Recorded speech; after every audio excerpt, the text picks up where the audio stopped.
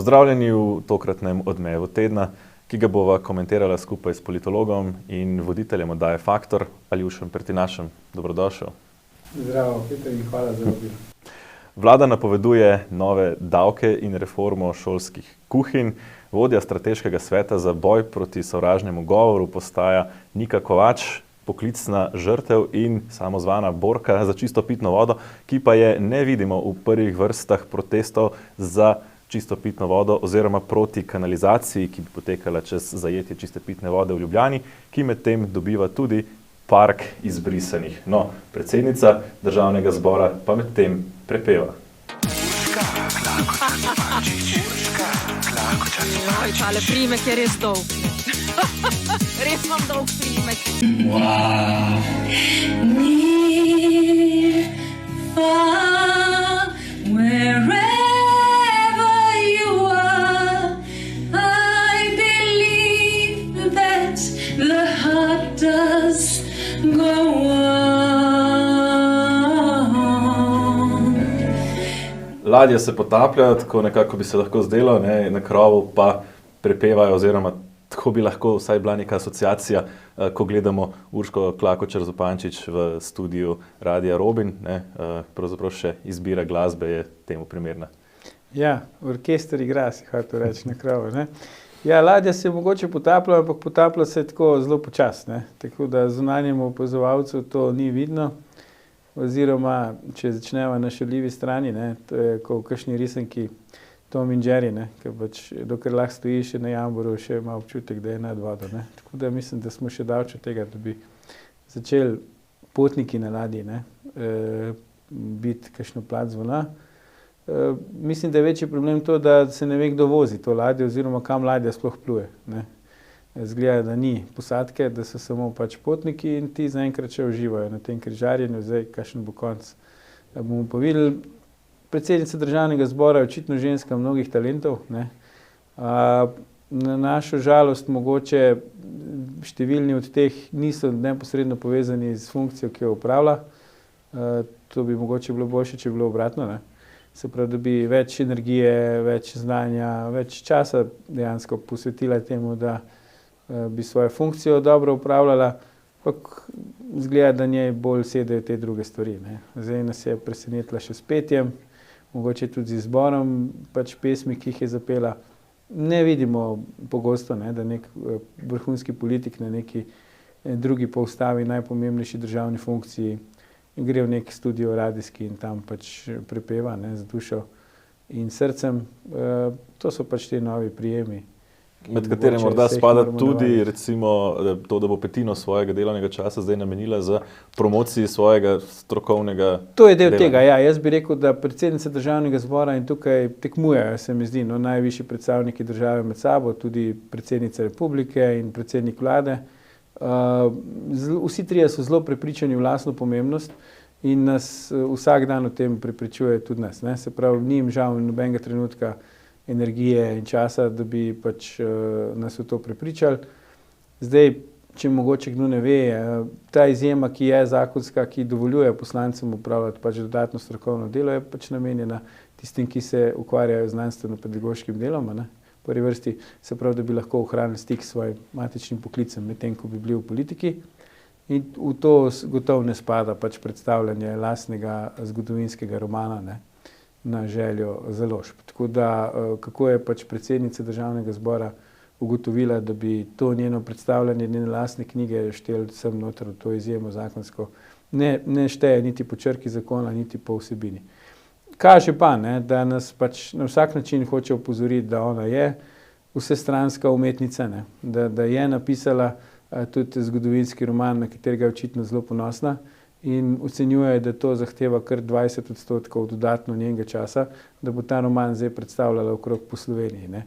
Ker gre za to, da si pač zaposlen za 120%, ne, ker vemo, da nihče drug v Sloveniji to ne more biti, razen mogoče kakšen direktor zdravstvenega doma, ne, če sva malo pikra, ampak predsednica Državnega zbora pač noče zaostajati, ne, in želi, da se ve, da ona je pač vsestranska umetnica in da to od nje zahteva veliko odrekanja, ne.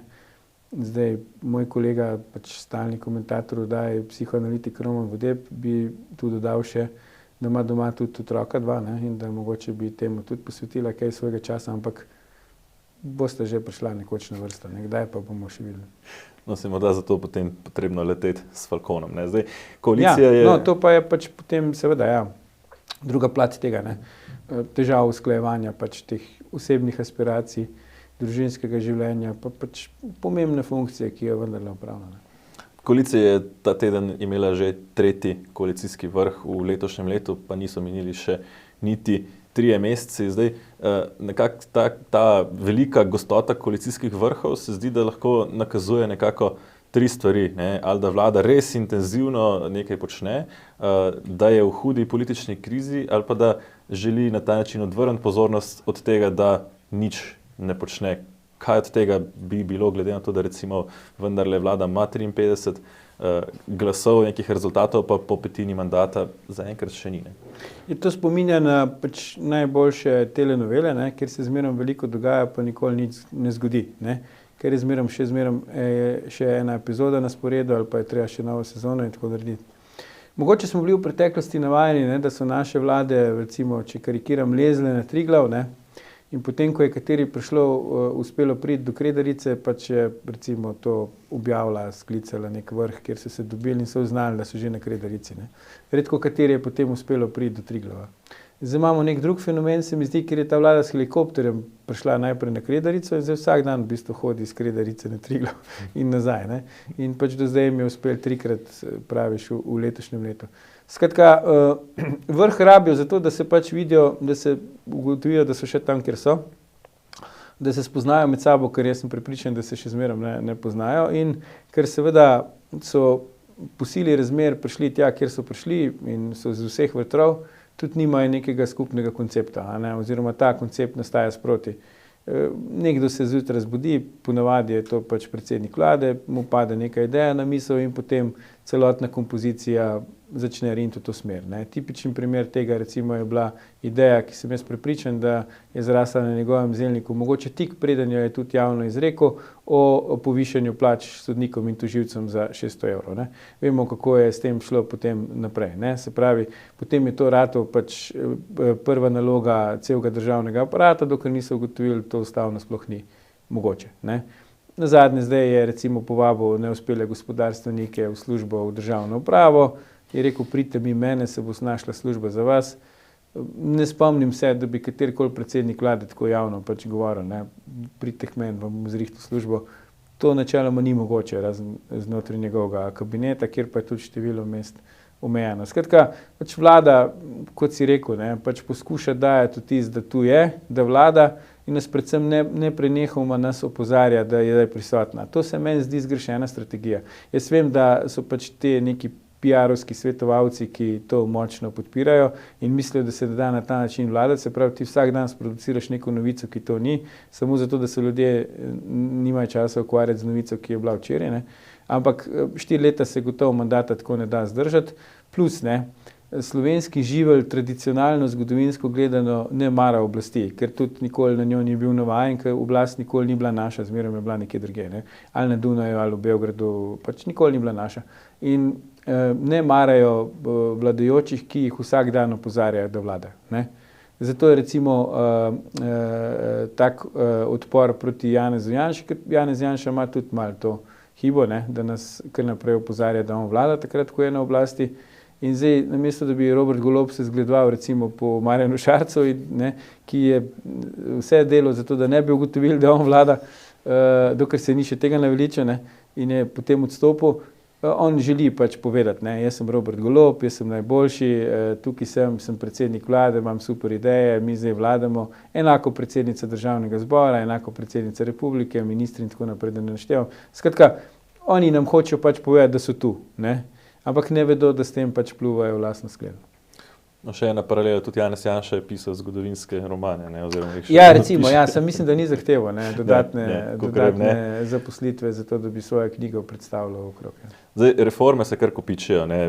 Na prejšnjih 2 vrhih so predstavili zdravstveno, pa potem reformo plač javnega sektorja, tokrat je bilo govora predvsem o davkih in šolstvu. Pa če začneva morda z davki, zanimivo je to, da smo lahko slišali v isti sapi, da je slovensko delo med najbolj obdavčenimi na svetu, da pa reforma ne bo prinesla nobenih resnih razbremenitev, celo obratno, v obdavčitev se bodo zdaj vključevali še regres, prispevek za malico, prispevek za prevoz na delo, božičnica in podobne stvari, ki do zdaj recimo niso bile obdavčene, istočasno pa lahko poslušamo tudi vehementne napovedi o davku na nepremičnine, davku na premoženje. Zdaj, vlade do zdaj, ki so se tega lotile, so si polomile zobe.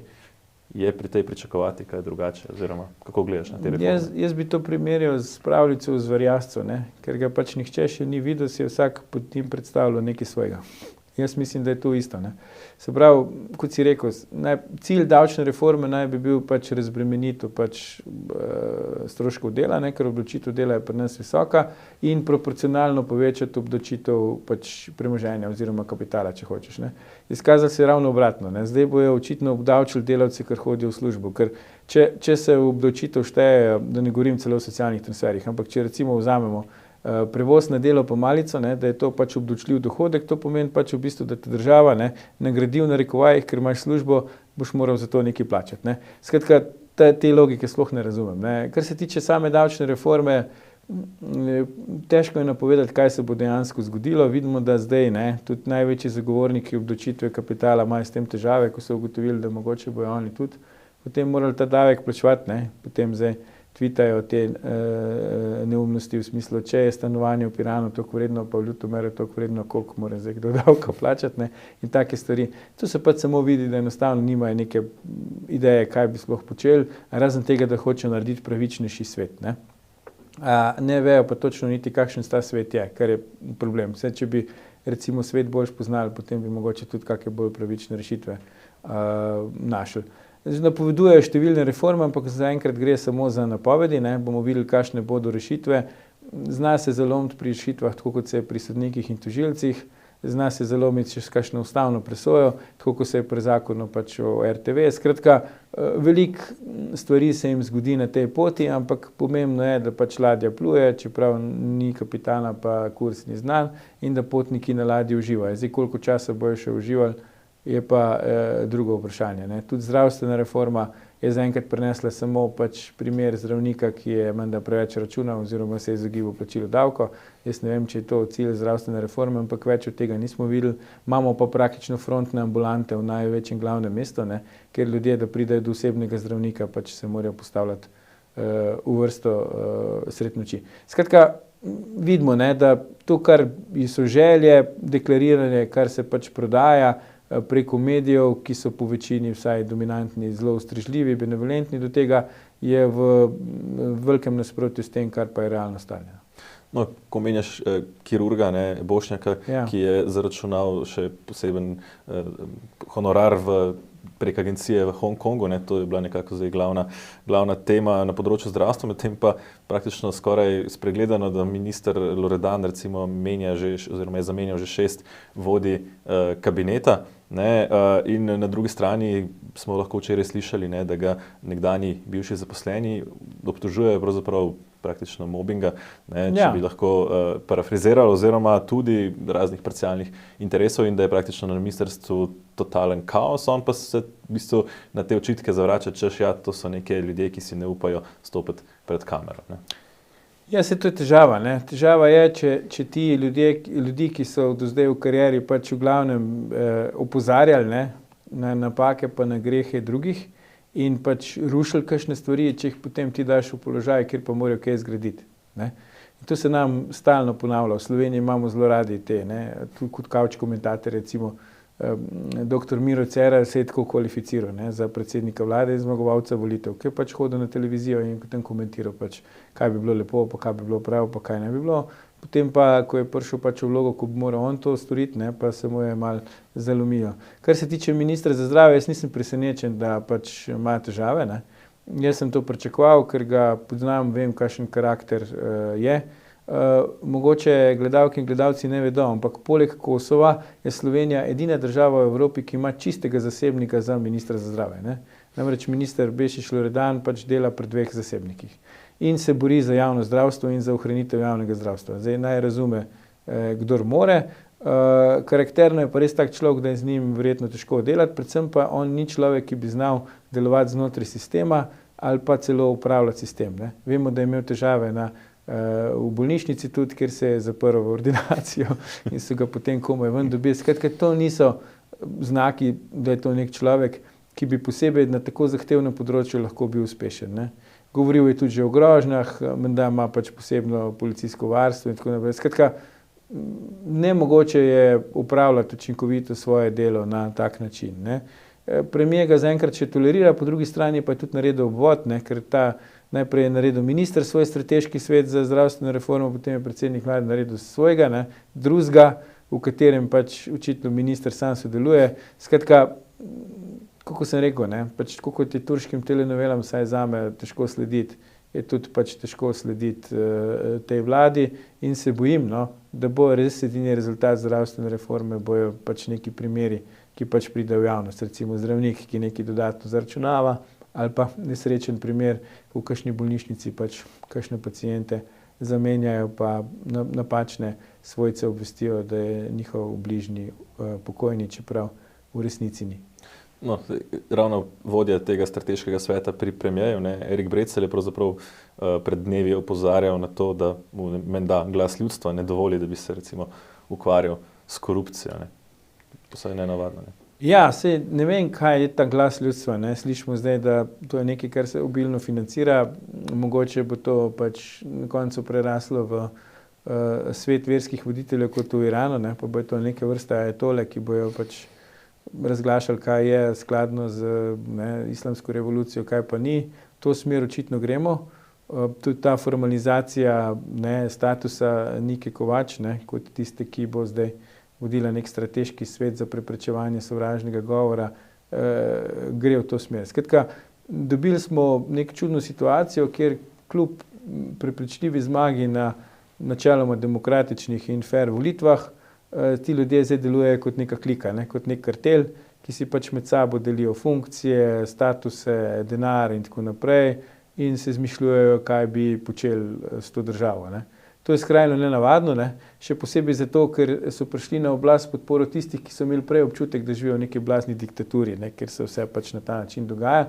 In zdaj vidimo v praksi, da ni, nobena politika ni pač, nobene barve politika ni imuna na to, če se seveda to pusti. In težavo imamo, da zdaj centri moči, mnenjski voditelji, mediji, nadzorne inštitucije, vsi pač gledajo stran, ker kot bi rekel Dušan Keber, tudi eden velikih zaslužkarjev v slovenskem zdravstvu, hkrati pa velik borec proti zaslužkarstvu v slovenskem zdravstvu, imamo vsi v podzavesti Janšo, ko pač Jašo je nula preimenuje v Janšo je nula. Očitno imajo vsi še kar v podzavesti Janšo in dokler bo imel podzavesti Janšo, bo pač tako kot je. Jaz seveda vsem svetujem, da se nekako znebimo tega strahu pred Janšo, da ga damo ven iz podzavesti in da ga vladajoči nehajo iskati na vsakem koraku, Janšo, in najraje začnejo vladati. Zaenkrat mislim, da jim to še ne uspeva. No, ena izmed teh ajatol, tako imenovanih, kot jim praviš, Nika Kovač, je bila pravzaprav ta teden spet žrtev domnevnega napada. Potem se je napadalec sam javil in povedal svojo plat zgodbe, da je pravzaprav Niko malo povprašal o tem, zakaj ne protestira proti kanalu C0 in jo je to očitno spravilo v tako stisko, da je mogla poklicati policijo in zdaj kot profesionalna žrtev postala vodja strateškega sveta vlade za boj proti sovražnemu govoru. Kam nas to pelje? Ja, dobro vprašanje, kam nas pelje. Zdaj, če začnemo na koncu. Jaz sem iz glave znam našteti 5 ljudi, ki so sigurno žrtve več sovražnega govora, kot pa Nika Kovač. Ker premier je to svoj predlog utemeljil s tem, da je ona najhujša žrtev sovražnega govora, kar ne drži. Mislim, da tako Nika Kovač kot premier Golob še zmeraj ne razumete, kaj sovražni govor je. Zdaj, če nekdo meni reče, da sem totalni idiot, to ni sovražni govor. To je pač žaljivo, ampak to ni sovražni govor. Skratka, ne ločite tega. Drugo, sovražni govor, mislim, je eden izmed problemov, ampak ta problem je star tako, kot je star svet. In noben svet, se bojim, tudi strateški ne bo tega uspel preprečiti. Hecno je tudi, da so začeli, mislim, da so to zadnja stvar, ki so jo naredili na tem področju, je, da so šli delati svet za strateški svet. Medtem ko imamo že strategijo Ministrstva za digitalno preobrazbo proti sovražnemu govoru, ne, imamo aktivnosti Inštituta 8. marec na tem področju, oni celo neke seminarje organizirajo, kjer se izobraziš v tem, da prepoznaš sovražni govor in potem od spod rišeš srčke, pa samoroge in avokade in to pač pomaga proti tej borbi. No, pa je postavljeno vprašanje potem sovražni govor, ne? Če postaviš vprašanje glede kanala C0, pa se počuti... Ne, seveda ni, ne, sej to, to ni napad, ne, mislim pač, Nika Kovač je javna oseba, zdaj, a njej to všeč ali ni všeč, pa je javna oseba. Javna oseba je po lastni izbiri, skratka, ona se vključuje v družbeno dogajanje in se angažira tudi v politiki, ne, sicer ne neposredno, da bi sama kandidirala, ampak v javnih zadevah in je pač javna oseba. In kot javna oseba moraš biti pripravljen na to, da obstajajo ljudje, ki se s tabo ne strinjajo. Sej tudi kot popolni zasebnik prihajaš v življenju v situacijo, ko se ljudje s tabo ne strinjajo. Ne?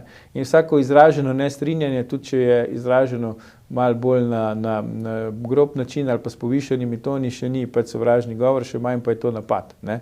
To bolj kaže na nezrelost, ne? Dotične dame oziroma gospodične, ne, ki pač vsak konflikt v besedah razume kot napad nase in tak, s katerim se mora ukvarjati cela država, policija, predsednik vlade in tako naprej. Zdaj, kako bo ona vodila strateški svet, ne, ko do zdaj ni praktično še ničesar vodila, ne, razen da je bila nek frontman, ne, se pravi, ona je v bistvu, če bi mi bili glasbena skupina, bi ona bila frontman, ne, in tudi strateškimi zadevami, vsaj kar je meni znano, se ni ukvarjala, ne. Ampak predsednik vlade je tu že pokazal, da ima neke čudne standarde za te stvari, ne. Se tudi na pogovor o prihodnosti oziroma razvoju Slovenije dvakrat povabil Jašo Jenulla pa Tejo Jarc, ne. Ni povabil recimo rektorjev slovenskih univerz, ni povabil naših najbolj znanih filozofov, znanstvenikov, ne vem, najuspešnejših gospodarstvenikov, povabil je dva poklicna protestnika, ne. Ti si rekel, da je pač Nika Kovač zdaj poklicna žrtev, se mi zdi, da je to zelo dobra kvalifikacija, ne. In jaz bi to uvrstil v to splošno PR strategijo te vlade, se pravi vsakič, ko se pojavi neka neprijetna novica za predsednika vlade ali vlado, je potrebno narediti nek spin, ne? In če ni drugega, pač je nek mimoidoči, ki prepozna Niko Kovač na ulici, dovolj za to, ne? Da se začnemo zdaj spet ukvarjati z Niko Kovač, s tem, kako se ona počuti in kaj bo zdaj ona točno počela, ne? To je pač del te telenovele, ne, kjer so namišljeni dogodki, ki se dogajajo enakom telenovele, postanejo za naše življenje bolj pomembni, kot pa realni dogodki, ki se nam dogajajo v življenju, kot recimo rast cen energentov, rast cen hrane, napovedane dodatne obdavčitve in tako naprej in tako naprej. No, tudi recimo šolska reforma je bila napovedana v tem zadnjem strateškem svetu, ne, kot nekdani sekretar na tem področju, ne, imaš mogoče malo večji uvid v to, ne, zdaj glavni poudarek pravzaprav, oziroma časovnica je pravzaprav precej razpotegnjena že delno celo po volitvah, ne, v leto 2026. Med prvimi stvarmi pa nameravajo reformirati šolske kuhinje. Zdaj, a to pomeni, da bomo dobili vegansko šolsko prehrano? Kako si razlagaš to? Ja, sledijo, se mi zdi, ta šolska reforma, ne, ker minister je pač malo kasneje prišel, zato ker smo mogli imeti najprej referendum, ne, da smo ugotovili, da vlada lahko ima pač resorje razdeljene tako, kot želi, ne, karkoli si že mi o tem mislimo, ampak ministrica za digitalno preobrazbo je pokazala, kako se tega lotiš, ne, ki je ženska in priseljenka, to poudarjam, ker ona to skozi poudarja. Skratka, ministrica za digitalno preobrazbo, ki je ženska in priseljenka, je rekla, da bomo imeli strategijo, ne, za digitalno preobrazbo, za katero rabi 17 mesecev, ne. Mislim, da je zdaj še 15 mesecev, pa par dni do te strategije, se pravi, vemo, kdaj bo pol ta digitalna preobrazba. Je pa preselila pač sedež ministrstva v kraj, kjer prebiva, ne. Mislim, da se je minister za šolstvo očitno zdaj podobno lotil šolske reforme, lotil se je pa na delo, za katerega po moje, ne glede na ideološki predznak ali pa politično prepričanje, vlada v Sloveniji praktično popolno soglasje, da je najboljši del ali pa eden izmed najboljših našega šolskega sistema, to je pa šolska prehrana, ne. Vsak, ki ima otroka v šoli, ve, da pač ti otroci zelo kvalitetno jedo, ne. In nobena država, kar jih jaz poznam, nima tega boljše urejenega kot pa mi, ne. In zdaj, da greš ti tu delati reformo, ne, lahko edino ugibamo, da je to del te širše družbene preobrazbe, ne, ki očitno vodi pač premierjeva poklicna spremljevalka v pomanjkanju boljšega izraza, zdaj pa tudi očitno že zelo pomembna svetovalka, ne. Vidimo, da tudi že sedi zraven na sestankih v kabinetu predsednika vlade in tako naprej. Se pravi, ker želijo nas prepričati, da jemo narobe in da bi morali jesti drugače, so se očitno ugotovili, da je to najlažje, če bi otroke pač indoktrinirali preko šolske prehrane. Ne vem, kaj bo prinesla reforma šolske prehrane, ampak se bojim, da bo, če kaj, bo pač poslabšala kvaliteto in učinkovito šolske prehrane. To je pa slabo, ker kot rečeno, jaz boljšega sistema, kot ga imamo, mi ne poznam. Če gremo še malo v prestolnico, prejšnji petek smo videli protest traktorjev, danes je spet popoldne napovedan večji protest traktorjev, v ponedeljek protest pred mestno hišo. Skratka, ta kanal C0, ki ga Janković gradi čez zajetje pitne vode za celotno Ljubljano, nekoliko dobiva nek večji odmev, še posebej opozarjajo tudi domačini in kmetje, da gre za gradnjo brez gradbenih dovoljenj, brez soglasij na zasebnih zemljiščih, ki potem lastnikom omejujejo dostop do teh zemljišč. Skratka, zadeva je zelo napeta in potencialno tudi zelo dramatična za recimo neko prihodnost, posebej še z vidika oskrbe Ljubljane s pitno vodo, pa vendarle na eni strani ni videti, da bi se recimo neki borci, pravno ni prvič, ko bi se recimo borke iz 8. marca umaknile, ko gre za župana Jankovića, tudi ko je šlo recimo za neko spolno nadlegovanje, v primeru farmacevtka nismo videli nekih njihovih protestov in na drugi strani se pojavlja vprašanje, kako to, da je Janković tako imun, da praktično lahko gradi kanalizacijo čez zajetje pitne vode in mu nihče v tej državi nič ne more. To je dobro vprašanje. Zdaj, če bi koga med nami vprašali, recimo, kam bi na lestvici idealne države postavil Slovenijo ali pa recimo Srbijo, bi verjetno si rekli, da Slovenija je mnogo više. Ampak vemo, v Srbiji so imeli tudi primer, kjer so hoteli delati nek rudnik, ki bi bil škodljiv za okolje in za prebivalce, tam so se prebivalci lokalni uprli v Srbiji in je pač oblast mogla se odpovedati tej ideji.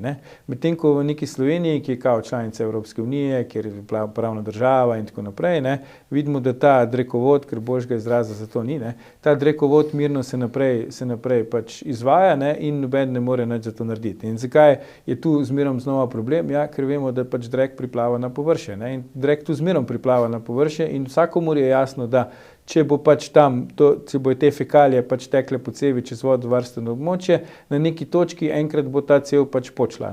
Jaz še nisem videl cevi, ki ne bi pač se to zgodilo in bo te fekalije začele iztekati v čisto pitno vodo. Zdaj, kaj je interes župana Jankovića, je meni osebno popolnoma jasno. Njemu je v interes, da se gradi. Del časa, ko se gradi, daljši kot je ta drekovod, se pravi, tudi če bo 40 km daleč ta drek peljal do končne točke, boljše je zanj, ker vemo, da on pač uživa v gradbenih poslih, da ne bom rekel še kaj drugega. Tudi njegova osebna finančna situacija s vsakim gradbenim ciklom se pač izboljša in njegove družine. Skratka, velikokrat smo že prebirali v medijih, da so na robu bankrota, da so v osebnem stečaju in tako naprej. Na koncu se zmeram rešijo in vmes je pa veliko betona. In tudi pri tem, po moje projektu, je njegov ključen pač motiv ta. Gotovo so tam tudi ljudje, ki iskreno verjamejo, da je to super projekt, saj smo za njega dobili pač evropski denar in bi zdaj radi za vsako ceno, da se izvede.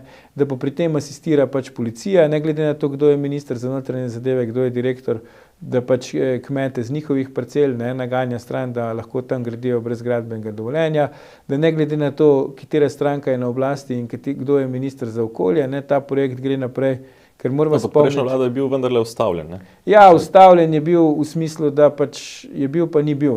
Spomnim se, da minister Vizjak je rekel, da on bi že naročil dodatno presojo okoljevarstvenih vplivov, ampak nima 6.000 evrov ali koliko to stane. Pač v budžetu ministrstva ni bilo tega denarja. Skratka, ustavljen ali ne ustavljen, hočem povedati to. Se pravi, kadar je na eni strani nek kapitalski interes in na drugi strani pač skrb za okolje, zmerom je ta kapitalski interes močnejši. Jaz ne verjamem, da tukaj ni nič narobe, ker se spomnimo, tudi pri Kemisu so nam razlagali, da ni nič narobe, pri Lafargeu so nam razlagali, da ni nič narobe, pri Magni so nam razlagali, da ni nič narobe, nič problemov za okolje, pa vemo, kako so se vse te stvari končale. In ta projekt CO je res neko slabo spričevalo za slovensko državo, kjer so praktično inštitucije nemočne. To, kar pa ti praviš, Se pravi, poklicni borci za podnebje in za okolje so tu jasno tiho, kot so tiho, ko se poseka pol Rožnika, kot so tiho, ko se posekajo vsa drevesa ob nabrežju Ljubljanice, ne, zato da bo veličasten pogled s soncem obsijan na projekt cukrarne oziroma bivše tovarne Rog, ne. In seveda vsi ti so tiho, grejo pa recimo posaditi drevo na štadion od Joca Pečečnika in s tem rešujejo podnebje, ne. Skratka, veliko nekih dvojnih standardov, veliko pač v bistvu neke hinavščine in profesionalnega gledanja stran, ne. Nobena politika, še enkrat ponavljam, ni na to imuna. Problem je v nas, ljudeh, ne, ker pač mi to mirno dopuščamo. Če to delajo naši, gledamo stran, če to delajo njihovi, ne, seveda bijemo plat zvona, organiziramo kmečke upore in tako naprej. Za konec še ena ta morda primer hinavščine, ne. V Ljubljani se pripravlja park izbrisanih, ne, medtem ko istočasno recimo nismo zmožni niti pokopati recimo žrtev druge svetovne vojne, prav tako v tem recimo istem mestu.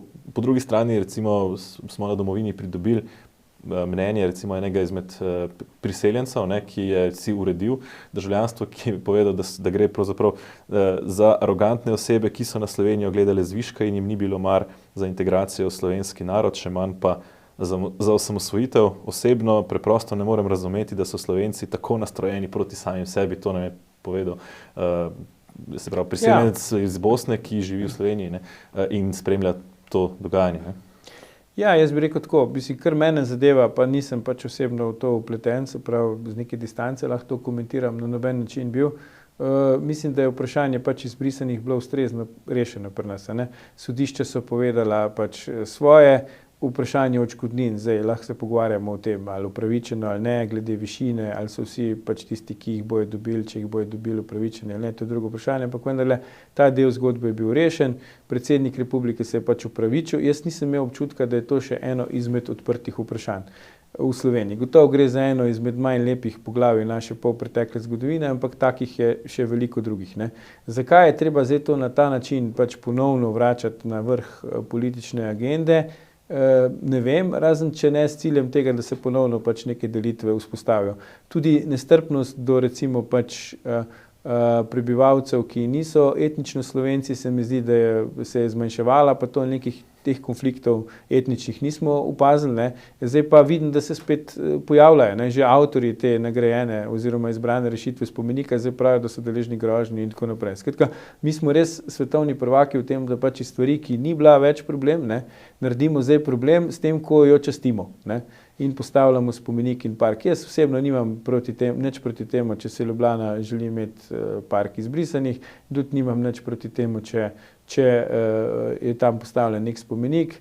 Mislim, da izbrana rešitev ni idealna, ne, ker implicira, da je pač bil izbris na podlagi pač črke mehki č oziroma č, kar mislim, da ni, ne, ker zdaj kdo ni bil izbrisan, pa ima to črko v priimku, ima zdaj spomenik, nekdo pa bil izbrisan, pa nima te črke v priimku, pa nima spomenika. Ampak to se mi zdi so obrobna vprašanja. Tisto, kar je meni zanimivo, je to res, zakaj mi kar naprej odpiramo neka vprašanja in iščemo neko diskriminacijo tam, kjer je praktično ni, oziroma smo to kot družba že uspešno premostili, no. To neko umetno netenje teh konfliktov se mi zdi pač nekoristno in zelo škodljivo. Če bi že hotela zdaj govoriti o tem, kje je trenutno največji konflikt na temelju etnične pripadnosti, to gotovo niso tisti, ki so bili takrat izbrisani, ne. Če že je tu pač so vprašanja glede pač albanske skupnosti v Sloveniji, ne. Te pa gotovo nimajo pač črke mehki č oziroma č v svojih priimkih, ne. Tako da spet nek strel v prazno, ki bo prinesel več škode kot koristi. Aljuš, hvala za današnji komentar preteklega tedna. Mi, spoštovani gledalci, pa si pogledamo, kaj je še odmevalo v tem tednu. Francoski predsednik Emmanuel Macron je mimo parlamenta izsilil pokojninsko reformo, zoper katero že dalj časa Francozi protestirajo na ulicah. Glavna točka je dvig upokojitvene starosti z 62 na 64 let. Odzivi na obvod glasovanja so izredno kritični. Na Dunaju so zaradi grožnje terorističnih napadov povečali varovanje predvsem cerkva. Na udaru naj bi bile predvsem sirske krščanske skupnosti, grožnje napadov pa so se pojavile po 11. marcu, ki velja za obletnico začetka vojne v Siriji. Papež Frančišek je ideologijo spola označil za eno najnevarnejših ideoloških kolonizacij. Vzrok za nevarnost ideologije je po njegovem mnenju, da zabrisuje razlike in vrednost moških in žensk, kar je v nasprotju s človeško poklicanostjo. Kritiko je papež podal v intervjuju, kjer je bil kritičen tudi do nemške katoliške cerkve, ki napoveduje blagoslove istospolnih parov. V Ukrajini se nadaljuje krvava bitka za mesto Bahmut, medtem ko naj bi borci skupine Wagner zasedli vzhodni del mesta, naj bi zahodni še vedno ostajal v rokah branilcev. V Bahmutu je od začetka vojne padlo že več kot 30 000 ljudi, gre za najbolj krvavo bitko v ruski agresiji na Ukrajino. Na obeh stranih fronte pa naj bi primanjkovalo tudi streliva.